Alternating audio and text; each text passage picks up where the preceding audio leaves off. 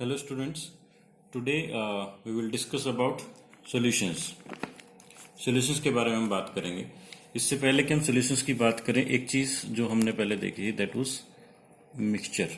ठीक है, तो mixture क्या था? Mixing of any two substances A and B. अगर हम उनको mix करते थे, there could be two possibilities. दो संभावनाएं हो सकती हैं जब हम दो चीज़ों को मिलाते हैं आपस में. It could be homogeneous. ये होमोजीनियस हो सकता है या हेट्रोजीनियस हो सकता है. होमोजीनियस और हेट्रोजीनियस से यहां पर हमारा क्या मतलब है? मीन्स अगर हमने दो सब्सटेंसेस को मिलाया और वो मिलके अब एक ही सब्सटेंस बन गए, यूनिफॉर्म कंपोजिशन बन गया, उनको पहचानना मुश्किल हो गया, तो वो होमोजीनियस कहलाएगा. सपोज हमने पानी के अंदर अब हम सॉल्ट मिलाते हैं तो थोड़ी देर बाद सॉल्ट और पानी अलग अलग नजर नहीं आएंगे, तो वो होमोजीनियस एक जैसा मिक्सचर बन गया, यूनिफॉर्म कंपोजिशन हो गई. लेकिन हेट्रोजीनियस क्या होता है? जहां पर अलग अलग कंपोजिशन है, अलग अलग कंपोजिशन है, यानी कहीं पे कॉन्सेंट्रेशन कहीं कम है, कहीं पर ज़्यादा है. जैसे हम फॉग के दिनों में देखते हैं, जो धुंध होती है, कहीं पे बहुत गहरी फॉग होती है, कहीं पे कम, तो उस टाइम पे जो एयर है वो हेट्रोजीनियस होता है, यानी कहीं पे आपको कम कंपोजिशन नजर आ रही, कहीं पे ज़्यादा. इस तरह का होमोजीनियस और हेट्रोजीनियस. यानी अगर आप ए और बी मोटे तौर पे समझे, दो चीज़ों को आपने मिक्स किया और अब वो ए और बी यूनिफॉर्म डिवाइड हो गई और आपको सिर्फ एक ही चीज़ नजर आ रही है. आप अब उनको मिक्स करने के बाद पहचान नहीं पाते कि ये दो हैं कि एक हैं. तो अगर एक ही फेज बन जाता है तो इट इज कॉल्ड होमोजीनियस. लेकिन अगर आप उनको अभी भी सेपरेटली पहचान सकते हो कि दो चीजें मिक्स हो रखी हैं और दोनों ही अलग अलग हैं, तो then it is called the heterogeneous. ठीक है, तो दो टर्म्स हैं, होमोजीनियस एंड हेट्रोजीनियस. उसके बाद हम सोल्यूशन पे आते हैं. तो सोल्यूशंस हैं क्या? सोल्यूशंस सिंपल, बिल्कुल घोल है. किस चीज़ का घोल? जब हम घोलते हैं तो जनरली हम क्या करते हैं, हम सॉल्ट लेते हैं और हम वाटर लेते हैं. तो जब हम उसको घोलेंगे तो वी गेट सॉल्टी, या सेलाइन वाटर बोल देते हैं इसको, सेलाइन वाटर या सॉल्टी वाटर. नमकीन पानी हमें मिल गया, हमने नमक मिलाया पानी के अंदर.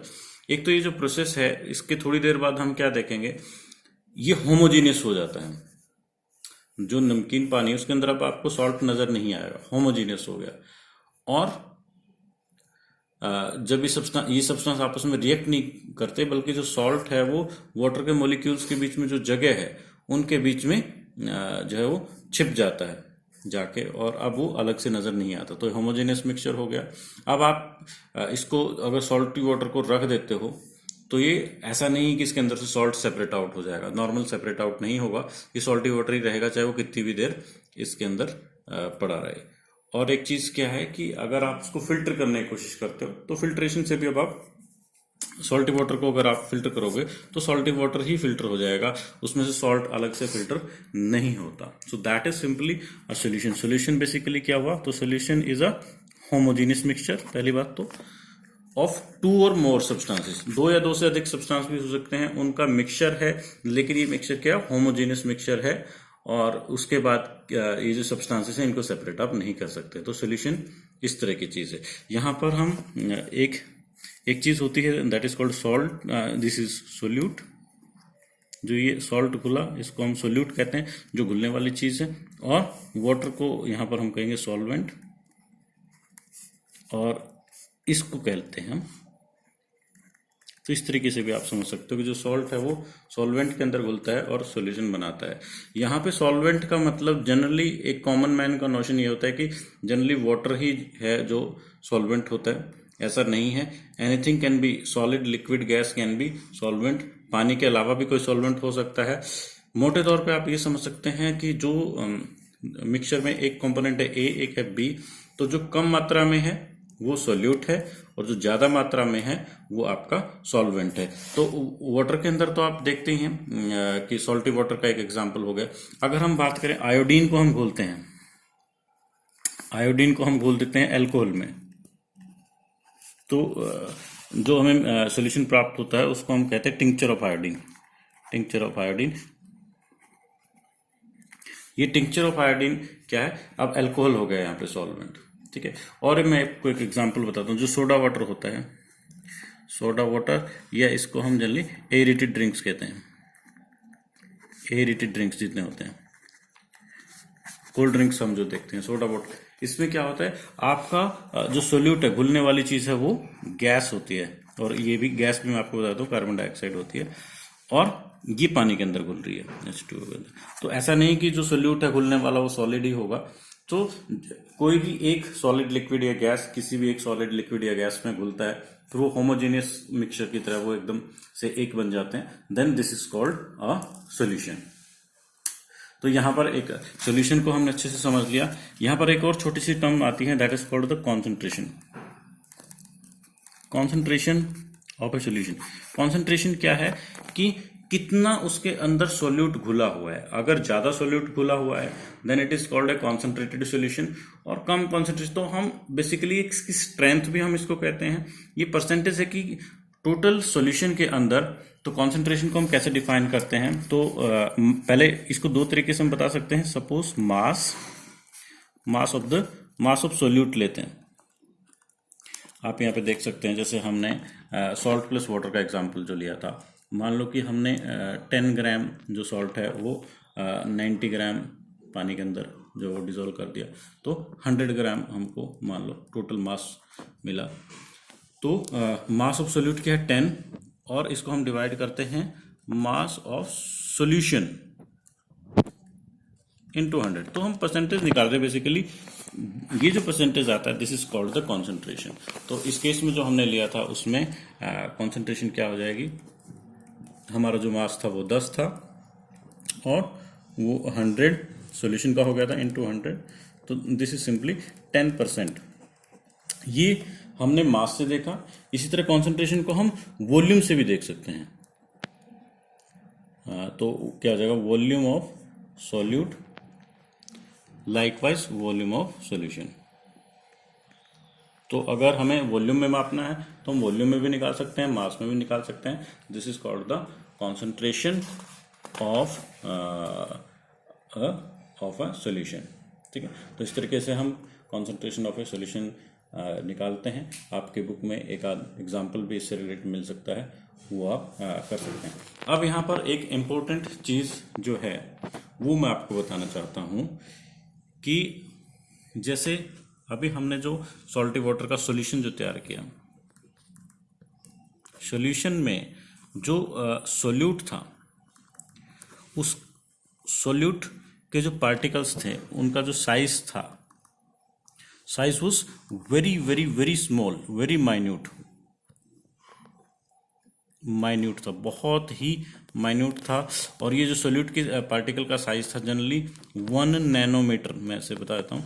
और नैनोमीटर कितना, 10⁻⁹ मीटर होता है। ये अब मैथमेटिकली कहने का मतलब वो इतने छोटे सोल्यूट के पार्टिकल्स थे कि नंगी आंखों से नहीं दिख रहे थे। तो ऐसे में क्या होता है कि वो सॉल्वेंट के अंदर ही छिप जाते हैं और वो कभी सेटल नहीं होते, उनको आप फिल्टर नहीं कर सकते। इस तरह के मिक्सचर को हम सॉल्यूशन कहते हैं। लेकिन अगर ये बहुत बड़े पार्टिकल साइज हो, जो सोल्यूट का उस पर ध्यान दें, सोल्यूट जो चीज़ घुल रही है अगर उसका साइज छोटा ना हो के बहुत बड़ा हो, then it is called suspension. Suspension क्या है, जैसे आपने रेत ले लिया, या चौक का पाउडर ले लिया, या रेत मिट्टी ले ली, उसको जब आप पानी में घोलते हैं तो कभी घुलेगा नहीं। आप रेत को पानी में डालेंगे तो रेत अलग से नजर आएगा, पानी अलग से नजर आएगा, एकदम से गंदला सा वो पानी हो जाएगा। और तो वैसे में जो साइज है वो जो पार्टिकल्स हैं, पार्टिकल का जो साइज है that can be seen with eyes, necked eyes से हम देख सकते हैं। तो मोटे तौर पे क्या हुआ, वैसे मैथमेटिकली मैं आपको बताता हूँ, ये 100 नैनोमीटर से भी बड़ा होता है पार्टिकल का जो साइज है। यहाँ पर पार्टिकल का साइज है लेस देन 1 नैनोमीटर था, यहाँ पर पार्टिकल का साइज 100 नैनोमीटर से भी बड़ा, यानी इतने बड़े पार्टिकल्स, रेत के कण उसमें साफ दिख जाते हैं। दूसरा क्या होता है कि ये सेटल नहीं हुआ था, ये तो सेटल नहीं हुआ था, लेकिन ये धीरे धीरे अगर आप रेत के कण इसमें देखेंगे तो वो सेटल हो जाएंगे। अगर रेत घुलेगा तो नहीं, चॉक पाउडर उसके अंदर घुलेगा नहीं, थोड़ी देर उसको रखोगे तो वो सेटल हो जाएंगे और वो नीचे बैठ जाएंगे। ठीक है, सो इस तरह की जो प्रॉपर्टी होती है इसको हम कहते हैं सस्पेंशन, जब पार्टिकल साइज बहुत बड़ा होता है। तो depending upon the particle size solution एक तरह का मिक्सचर हो गया और एक तरह का हो गया सस्पेंशन। यहाँ पर एक और बहुत ही इंपॉर्टेंट तरह का मिक्सचर आता है, that is called the colloid. ये चीज़ थोड़ी सी आपके लिए नई हो सकती है, कोलॉइड। इस पे ध्यान दें। बात वही है, पार्टिकल का साइज 1 नैनोमीटर से बड़ा होता है और जो पार्टिकल का साइज है और वो 100 नैनोमीटर से छोटा होता है। तो कोलॉइड क्या है? सॉल्यूशन में पार्टिकल साइज बहुत ज़्यादा छोटा था, दिखाई नहीं दे रहा था, सस्पेंशन में बहुत बड़ा था, और यहाँ पर मीडियम पार्टिकल का साइज होता है। ये भी नंगी आंखों से नहीं देखा जा सकता, it cannot be seen with necked eyes, और ये सस्पेंशन की तरह सेटल डाउन नहीं होते। तो ये ना तो ये ट्रू सॉल्यूशन है, ना ये सस्पेंशन ही है, ये इनके बीच की श्रेणी है। और यहाँ पर एक दो चीजें हैं जो वो बदल जाती हैं। जैसे पहले तो मैं इसका एग्जांपल देता हूं आपको। Milk, then blood, human blood जो होता है आपने देखा होगा, मिल्क के अंदर, milk is not a suspension, it is not a solution, it is a colloid. Milk जो होता है वो एक कोलॉइड होता है, और इसके अंदर जैसे फैट्स होते हैं और भी बहुत सारी चीजें होती हैं, वो इसके अंदर कोलॉइड के अंदर मिक्स होती हैं, वो घुली हुई नहीं होती। ठीक है, तो आप इसको ऐसे समझ सकते हो। ऐसे ही हमारे जो ब्लड होता है उसके अंदर बहुत सारे सेल्स होती हैं, रेड ब्लड सेल्स होती हैं, व्हाइट ब्लड सेल्स होती हैं, तो वो डिजॉल्व तो नहीं हो सकती, ना ही वो ऐसी हैं कि उनको थोड़ी देर रख दोगे तो नीचे सेटल हो जाएंगी, ऐसा नहीं होता। तो वो एक तरह का कोलॉइड बनाती हैं। यहाँ पर पार्टिकल साइज जो है वो मीडियम होता है, इसके पार्टिकल्स भी कभी भी सेटल नहीं होंगे, यानी आप इससे दे डू नॉट सेटल।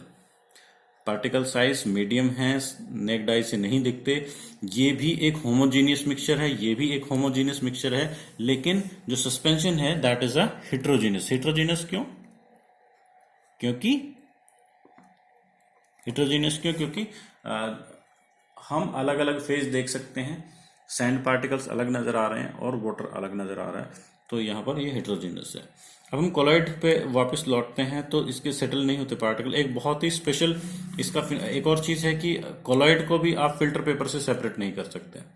अगर आप जैसे ब्लड को फिल्टर करते हैं तो उसके अंदर से जो ब्लड सेल्स हैं वो सेपरेट आउट नहीं होंगे। तो ये मोरलेस कुछ प्रॉपर्टीज इसकी सॉल्यूशन के साथ मैच करते हैं। एक जो सबसे इंपॉर्टेंट चीज आती है that is the Tyndall effect. Tyndall effect, so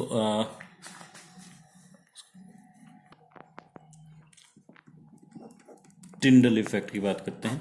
Tyndall effect क्या होता है? स्कैटरिंग ऑफ लाइट होते हैं, स्कैटरिंग ऑफ लाइट। अगर लाइट मान लो कि एक हमारे पास एक ट्रू सॉल्यूशन है, और मान लो हम यहाँ पर ये टॉर्च है और यहाँ से ऐसे हमने लाइट इसके अंदर डाली है, तो जो लाइट है ये, अगर ये सॉल्यूशन है तो लाइट इसके अंदर से बिना किसी डिस्टर्बेंस के निकल जाएगी और हमें विजिबल नहीं होगी।